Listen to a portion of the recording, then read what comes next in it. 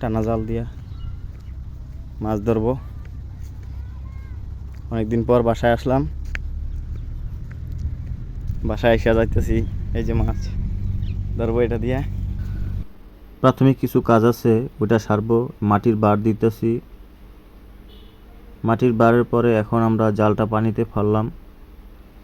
ফেলানোর পরে দেখতেছি যে অন্য একটা জেলে তারা মাছ ধরতেছে। তাদেরকে জিজ্ঞাসা করলাম যে মাছ পাওয়া যায় কি না, কেমন মাছ পেয়েছেন। তারা বলল মাছ খুবই কম।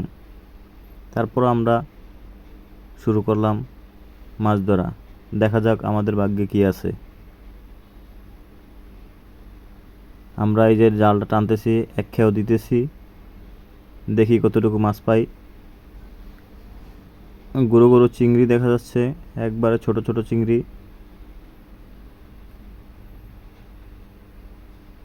বাইলা মাছও আছে অল্প। এই যে বাইলা মাছ দেখতেছেন, একেবারে ছোট ছোট মাছ।